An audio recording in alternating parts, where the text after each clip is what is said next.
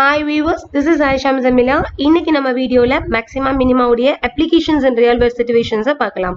என்னுடைய previous videosல maximum minimum உடைய applications என்ன, அதோடைய சில applications பார்த்தோம், அதோடைய criteria என்ன, how we have to apply the maximum minimum conditionsங்கிறதையும் பார்த்தோம். So அதோடைய continuation சில problems இன்னைக்கும் பார்க்கலாம். So let's see the example one. A manufacturer can sell X items per month at a price of P is equal to 300 minus 2x. Producing X items costs the manufacturer Y rupees, where Y is equal to 20x plus 1000. So how much production will yield maximum profit? So இங்க என்ன கேட்டிருக்காங்க, ஒரு manufacturer X items வந்து per month produce பண்றாங்க. The cost அவங்களுடைய price எப்படி கொடுத்திருக்காங்கன்னா 300 minus 2x கொடுத்திருக்காங்க. So அவங்களுக்கு ஆகக்கூடிய செலவு அதோடைய காஸ்ட் எவ்வளவு ஆகுதுன்னா y is equal to 20x plus 1000. So how much production will yield maximum profit? So இவங்க எவ்வளவு ப்ரொடியூஸ் பண்ணாங்கன்னா அவங்களுக்கு maximum profit கிடைக்குங்கிறத நம்ம ஃபைண்ட் அவுட் பண்ணணும். Okay, let's go on to the solution. The price of one item கொடுத்திருக்காங்க rupees 300 minus 2x. The revenue got by selling the X items is revenue நமக்கு தெரியும் price into quantity which is equal to 300 minus 2x price into quantity x which will be equal as the x which is over term நம்ம multiply பண்றோம். So x into 300 x minus 2x square. So the cost of producing the X items is y which will be given as 20x plus 1000. So let the P be the profit function. We have to find out P in a profit is equal to revenue minus cost. நமக்கு கிடைச்ச amount minus நமக்கு ஆன செலவு. That is revenue minus cost தான் profit. So revenue க்கும் cost க்கு நம்ம values அப்படியே substitute பண்றோம். Revenue is 300x minus 2x square minus cost is 20x plus 1000. So the minus உள்ள கொண்டு போய் multiply பண்ணிருங்க. So minus 20x minus 1000 which will become minus 2x square plus 300x minus 20x will become 280x minus 1000. So this is P. இப்போ நம்ம என்ன பண்ணுவோம், function கண்டுபிடிச்சாச்சு, அதோடைய ஃபர்ஸ்ட் டெரிவேட்டிவ் ஃபைண்ட் அவுட் பண்ணணும். That is dp by dx. So 2x square minus 2x square நம்ம differentiate பண்ணோம்னா இந்த 2 ஃப்ரண்ட்ல வந்துடும். ஸோ மைனஸ் 4x பிளஸ் எக்ஸை டிஃபரன்ஷியேட் பண்ணோம்னா இன்டு 1 தான். ஸோ 280 கான்ஸ்டன்ட் மைனஸ் 1000 டிஃபரன்ஷியேட் பண்ணோம்னா this will become 0. So dp by dx is equal to minus 4x plus 280. இப்போ இதை என்ன பண்ணுவோம், equal to 0 substitute பண்ணி பார்க்கும்போது x உடைய வேல்யூ என்னன்னு find out பண்ணுவோம். So this is equal to 0 னா minus 4x is equal to minus 280 வரும். That is x is equal to minus minus cancel ஆயிடும். 280 by 4 which will become 70. So x is equal to 70 னா d square p by dx square ல இந்த value substitute பண்ணி பார்ப்போம் which is maximum minimum ஆங்கறத. So d square p by dx square என்ன வரும், dp by dx is minus 4x plus 280. இத நம்ம differentiate பண்ணும்போது minus 4 மட்டும் தான் வரும். That is x உடைய டேர்ம் மட்டும் தான் டிஃபரன்ஷியேட் ஆகும், கான்ஸ்டன்ட் டேர்ம் 0 ஆயிடும். So d square p by dx square is minus 4. இங்க சப்ஸ்டிட்யூட் பண்ணவே தேவையில்லை, இங்கே உங்களுக்கு தெரியுது negative value. So this is less than 0. So p is maximum when x is equal to 70. Hence 70 items are produced and sold. The profit is maximum. So maximum profit எப்போ கிடைக்கும்னா 70 items நம்ம produce பண்ணி sales பண்ணோம்னா. Hope you understand. So இங்க நம்ம தெரிஞ்சுக்க வேண்டியது price கொடுத்துட்டாங்க, revenue குண்டான ஈக்குவேஷன் கொடுத்துட்டாங்க. We have to find out that is profit என்ன, profit is revenue minus cost. revenue நம்ம find out பண்ணி வச்சிருக்கோம், minus cost substitute பண்றீங்க. first derivative dp by dx find out பண்றோம். next derivative d square by dx square. before the dp by dx நம்ம 0 substitute பண்ணி x க்கு value எடுத்துறோம். அந்த வேல்யூவை நம்ம substitute பண்ணும்போது 70 items produce பண்ணோம். profit will be maximum ங்கறத find out பண்ணலாம். that is இங்க how much production தான் கேட்டிருக்காங்க, எவ்வளவு profit amount நமக்கு கிடைக்குதுங்க find out பண்ண சொல்லல. question நோட் பண்ணுங்க, how much production will yield maximum profit. so நமக்கு production மட்டும் find out பண்ணா போதும், x is equal to 70 ங்கறத மட்டும் சொன்னா போதும். how much profit they yield அப்படினு கேட்டாங்கன்னா ப்ராஃபிட்டையும் ஃபைண்ட் அவுட் பண்ணனும்னா அதே same x is equal to 70 ங்கறத ப்ராஃபிட் உடைய ஈக்குவேஷன்லயும் சப்ஸ்டிட்யூட் பண்ணி ஆன்சர் எடுத்துறோம். இங்க ப்ராஃபிட் எவ்வளவுங்கிறது கேக்கல, how much production maximum profitல எவ்வளவு ப்ரொடக்ஷன்ங்கறத மட்டும் தான் கேட்டிருக்காங்க. சோ நமக்கு ப்ரொடக்ஷன் 70 ஐட்டம்ஸ் தான் மேக்ஸिमम நம்ம ப்ரொடியூஸ் பண்ணி சேல்ஸ் பண்ண போறோம். ப்ராஃபிட்டையும் கேட்டாங்கன்னா ப்ராஃபிட் உடைய ஈக்குவேஷன் இங்க இருக்குது இல்லையா, p is equal to minus 2x plus 280x minus 1000. இதெல்லாம் நம்ம சப்ஸ்டிட்யூட் பண்ணி ஆன்சர் எடுக்கணும். So let's move on to problem. Example 2. A company A wants to know how much it should spend on advertisement சரியா? It had a rival company B and its advertising budget potential is known to be rupees 80,000. Total sales potential for the entire industry is known to be 3,000 units. Price per unit of product is rupees 100. Total fixed cost is rupees 10,000. Variable cost per unit is rupees 40. Find optimum advertising cost for the company. Second one, the sales volume and profit for the company A when it spends the optimum amount on advertising. So first நீங்க find out பண்ண வேண்டியது company A உடைய advertising cost எவ்வளவு, optimum advertising cost எவ்வளவுங்கற find out பண்றோம். So at that amountல cost என்ன, sales என்னங்கறதை find out பண்ண போறோம். So given information first எழுதிக்கலாம். Before that, let the unknown amount spent on advertisement by A. company A spend பண்ணக்கூடிய advertising spend பண்ணக்கூடிய அமௌண்ட்டை நம்ம X consider பண்ணிக்கிறோம். ஸோ டோட்டலா அந்த கம்பெனி அட்வர்டைசிங் சென்ட் பண்ணக்கூடியது ஆல்ரெடி ஒரு 80,000 ரைவல் கம்பெனி மூலமா ஸ்பெண்ட் பண்ணிருக்காங்க இல்லையா? So X plus 80,000. So total sales will be 3,000 units. ஏயுடைய சேல்ஸ் வேல்யூ என்னவா இருக்கும்? 3,000 யூனிட் இன்டூ தட் இஸ் ஏக்கு மட்டும் டோட்டல் சேல்ஸ் வந்து 3,000. ஏ மட்டும் பண்ணக்கூடியது x amount of advertising divided by x plus 80,000 into that 3,000. That is total x plus 80,000. அதில் x க்கு மட்டும் 3,000ல எவ்வளவு நம்ம sales volume கொடுக்க போறோம்? So 3,000 into x by x plus 80,000. So let's see be the total cost function. So total cost is equal to what? Fixed cost plus variable cost plus advertising குண்டான செலவு. So C is equal to fixed cost 10,000 கொடுத்துட்டாங்க plus variable cost இப்பதான் find out பண்ணி வச்சிருக்கீங்க.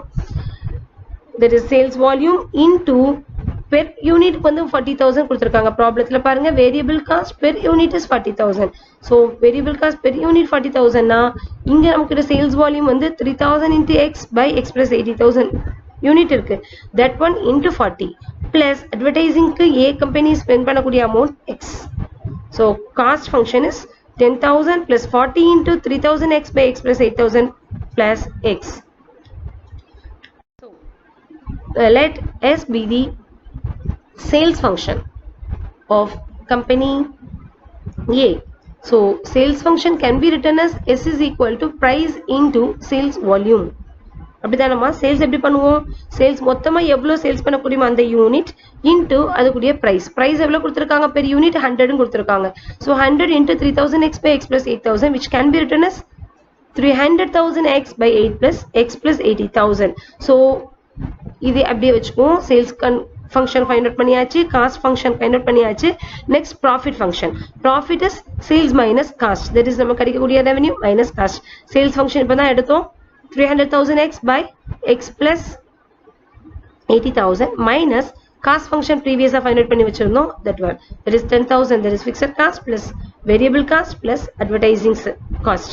therefore which is equal to இங்க ஹண்ட்ரட்ஸ்லயே எல்லாம் ஜீரோஸா இருக்கும்போது confuse ஆகிறதுக்கு பதிலா நம்ம வந்து அதை டென்ஸ் உடைய பவர்ஸா எடுத்துக்கிறோம்.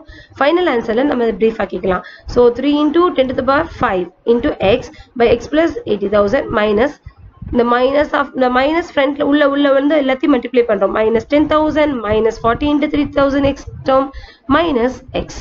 So this can be written as 3 into 10 to the power x into x, 3 into 10 to the power 5 into x by x plus 80,000 minus 10 to the power 4 minus 40 into 3, 4 into 3, 12. சரியா? into 10 to the power எத்தனை zeros இருக்குன்னு count பண்ணிக்கங்க. 10 to the power 4 into x by x plus 80,000 minus x. So again the x plus 80,000 denominatorல ரெண்டு term இருக்கு பாருங்க. x plus 80,000 x plus 80,000 denominator same denominatorல. so அதை நம்ம group பண்ணிரோம். x plus 80,000 காமனா எடுத்தோம்னா 3 into 10 to the power 5 x minus 12 into 10 to the power 4 x same numerator குள்ள வந்துரும் minus 10 to the power 4 minus x. so this can be written as இங்க பாத்தீங்கன்னா இந்த 3யும் 10 to the power 4ம் இந்த ரெண்டு டேர்முக்கு that is இந்த numerator termல 3 எடுக்கலாம் காமனா, 10 to the power 4 காமனா எடுக்கலாம். so 3 into 10 to the power 4 நம்ம காமனா எடுத்துட்டோம்னா again xம் காமனா எடுக்கலாம். so 3 into 10 to the power 4 into x காமனா எடுத்துட்டோம்னா இங்க வந்து ஒரு 10 மிச்சம் இருக்கும். அப்படிதானே? 10 to the power 5 இங்க இருக்கு, 10 to the power 4 நம்ம காமனா எடுத்துட்டோம். so ஒரு 10 மட்டும் remaining. so 10 minus 12ல 3 காமனா எடுத்துட்டோம்னா 12 divided by 3 remainder 4 அப்படிதானே? so 4 10 minus 4 x plus divisionல x plus 8 into 10 to the power 4 minus 10 to the power 4 minus x. So இது எல்சிஎம் எப்படி எடுக்கணும் தெரியுதாமா? ரெண்டுக்குமே டினாமினேட்டர் காமனா இருக்கிறதுனால இது ரெண்டையும் குரூப் பண்றோம். குரூப் பண்ணும்போது இது ரெண்டு டேர்முக்கும் நடுவில் காமனா 3 எடுக்கலாம், 10⁴ எடுக்கலாம், எக்ஸ் எடுக்கலாம். ஸோ அதை காமனா எடுத்தது போக மிச்சம் உள்ளது இங்க ஒரு 10, இங்க ஒரு -4. So this can be written as 10 - 4 6. 6 into 3 18. So 18 into 10⁴ into x divided by x plus 8 into 10⁴ minus 10⁴ minus x. So இதுதான் நம்மளுடைய profit function. P is equal to 18 into 10⁴ x by x plus 8 into 10⁴ minus 10⁴ minus x. This is our profit function. So இப்ப கிடைச்ச the profit function நம்ம differentiate பண்ண போறோம். Profit functionல we have 3 terms. So the individual ஒவ்வொரு termஸையும் நம்ம differentiate பண்ணுவோம் according to the difference rule. அப்படிதானே? So differentiate பண்ணும்போது இந்த second term பாருங்க 10⁴ differentiate பண்ணும்போது இது வெறும் constant term தான், இல்ல x term இல்ல. So இது 0 ஆயிடும். Third term பாருங்க வெறும் x தான் இருக்கு. x differentiate பண்ணனா 1. So minus already இருக்கு. So -1 இங்க ஆன்சர் வந்துரும். first term differentiate பண்ணும்போது பாத்தீங்கன்னா numeratorலயும் x term இருக்கு, denominatorலயும் x term இருக்கு. So you have to apply quotient rule. So quotient rule என்ன? denominator square denominatorல இருக்கும். next numeratorல வந்து numerator கான்ஸ்டன்டா வச்சுட்டு denominator பண்ணுவோம், denominator கான்ஸ்டன்டா வச்சுட்டு numerator பண்ணுவோம். அப்படிதானமா? So denominator square அப்படியே வச்சிருங்க. x plus 8 into 10⁴ the whole square denominatorல இருந்துரும். So இங்க numerator பாத்தீங்கன்னா 18 into 10⁴ இது ஒரு constant term, multiplicationல தானமா இருக்கு x கூட. So இந்த constant term multiplication இருக்குது, அதை அப்படியே வச்சுக்கோங்க. 18 into 10⁴ அப்படியே வச்சுக்கிறோம். x மட்டும் numeratorல உள்ள x term கன்சிடர் பண்றீங்க, ஏன்னா அது multiplicationல தான் இருக்கு. So x மட்டும் numeratorல இருக்கு, denominatorல x plus 8 into 10⁴. So denominator constant வச்சுட்டு numerator x பண்ணும்போது 1 minus numerator x constant வச்சுட்டு denominator பண்ணும்போது இங்க x term மட்டும் தான் இருக்கு. x term differentiate பண்ணா 1. 8 into 10⁴ differentiate பண்ணீங்கன்னா அது வெறும் constant term தான், அதை differentiate பண்ணா 0 ஆயிடும். அவ்வளவுதான். plus 0, அந்த plus 0 நான் இங்க மென்ஷன் பண்ணல. So next பாருங்க 18 into 10⁴ நம்ம காமனா எடுத்துட்டோம், ஏன்னா அது வெறும் constant termங்கிறதுனால அதை அப்படியே வச்சுக்கிட்டோம். இதை சிம்பிளிஃபை பண்ணுங்க. 8x plus 8 into 10⁴ minus x divided by the denominator minus 1 which will become 18 into 10⁴ அப்படி வச்சுக்கோங்க. இங்க x plus x minus x cancel ஆயிடும். பாருங்க இந்த termல x minus x cancel ஆயிடும். So this one into 8 into 10⁴ மட்டும் தான் வரும். denominator உள்ளது அப்படியே எழுதிறோம் minus 1. This will become 18 into 8 into 10⁴ 10⁴ ரெண்டுமே 10⁴ நம்ம ஆட் பண்ணிடலாம் into 10⁴8. So 18 into 10⁴8 into 8 divided by x plus 8 into 10⁴ the whole square minus 1. This will be the first differentiation of that is first derivative of dp by dx. So இப்போ என்ன பண்ணுவோம்? dp by dx க்கு 0 substitute பண்ணி பார்ப்போம். So இதுக்கு நம்ம 0 substitute பண்ணோம்னா என்ன ஆகும்? இந்த 1 இந்த சைடு next time வந்து அது ரைட் சைடுக்கு வந்துரும், which is equal to +1 ஆயிடும். So 18 into 8 into 10⁴8 which is equal to the denominator உள்ளது next side போகும்போது numeratorக்கு வந்துரும். So this will become 8 into 18 144 into 10⁴8 which is equal to right side உள்ளது அப்படியே வச்சுக்கோங்க. Again left side உள்ள நம்ம differentiate அதை simplify பண்ணலாம். 144 can be written as 12 square. அதே மாதிரி 10⁴8 can be written as 10⁴ the whole square. So taking square root on both the sides simplify தான் பண்றோம். ரெண்டு சைடும் நம்ம square root எடுக்கும்போது 12 ஸ்கொயர்ல 12 போய்டும், 12 மட்டும் இருக்கும். 10⁴ which is equal to இங்க the whole term square term இருந்தது, so whole term one time எழுதுவோம். ரெண்டு சைடு ஸ்கொயர் ரூட் எடுக்கிறீங்க, so 2 times உள்ள எல்லாமே 1 time ஆயிடும். 12 ஸ்கொயர் 12 ஆயிடும், 10⁴ the whole square 10⁴ ஆயிடும். the whole term square இருந்தது x plus 8 into 10⁴ மட்டும் இருக்கும். so now x மட்டும் அப்படி வைங்க. the x into 8 into 10⁴ next side எடுத்துட்டு வரீங்க. so 12 into 10⁴ minus 8 into 10⁴ which will become 10⁴ ரெண்டு டேர்முக்கும் காமனா இருக்கறனால 10⁴ நம்ம காமனா எடுத்துறோம். so 12 minus 8 12 minus 8 4 into 10⁴ this will come 40,000. so the optimum advertising budget for the company is rupees 40,000. so first question க்கு answer எடுத்துர்க்கீங்க. p னா என்ன? that is profit function find out பண்ணோம். அத first derivative பண்ணும்போது constant term 0 ஆயிடும், x term 1 ஆயிடும். இந்த termல denominator numerator ரெண்டுலயுமே x இருக்கனால quotient rule apply பண்ணி அதை simplify பண்றோம். பண்ணி வந்த அந்த ஆன்சருக்கு நம்ம differentiate பண்ணதை 0 substitute பண்ணி பார்க்கிறோம். 0 substitute பண்ணும்போது கொஞ்சம் simplificationக்காக வேண்டி multiply பண்ணதை square எடுத்துக்கிறோம். so ரெண்டு சைடுமே square root எடுக்கும்போது this will become tally ஆகிறதுக்கு ஈஸியா இருக்கும். so 12 into 10 to the power 4 is equal to x plus 8 into 10 to the power 4. The x மட்டும் constant வைங்க. இந்த number term next side போகும்போது minusல போகும். so 12 minus 8 10 to the power 4 keeping as constant. 4 into 10 to the power 4 it will become 40,000 rupees. This will be the minimum advertising budget for company A. So let's move on to next question. So here you have to notice one thing, d square p by dx square நமக்கு தேவை இல்லை. because இங்க already maximum அவங்க கொடுத்துட்டாங்க. maximum கொடுத்ததுக்கு அப்புறம் இது maximum போதா minimum போறாங்க நமக்கு find out பண்ண வேண்டிய அவசியம் இல்லை. just x value என்னங்கறத dp by dx square க்கு நம்ம find out பண்ணிட்டோம். 0 போட்டு find out பண்ணிட்டோம் இல்லையா? அந்த x value நம்ம அப்படியே substitute பண்ணிட்டா போதும். so sales volume என்ன 3000 into x by x plus 80,000 இருந்தது. so 3000 into x உடைய வேல்யூல 40,000 substitute பண்ணுங்க. 3 into 4 12 zeros count பண்ணுங்க into 10 to the power 7 divided by 40,000 plus 80,000 1,20,000. this can be written as 12 into 10 to the power 4. so again 12 cancel ஆயிடும். 10 to the power 7 10 to the power 4 என்ன cancel ஆயிடுச்சுனா 10 to the power 3 that is 1000 units sales ஆகுது maximum. so maximum profit எவ்வளவு வருதுன்னா profit உடைய equation உங்களுக்கு தெரியும், நம்ம find out பண்ணி வச்சிருக்கோம்.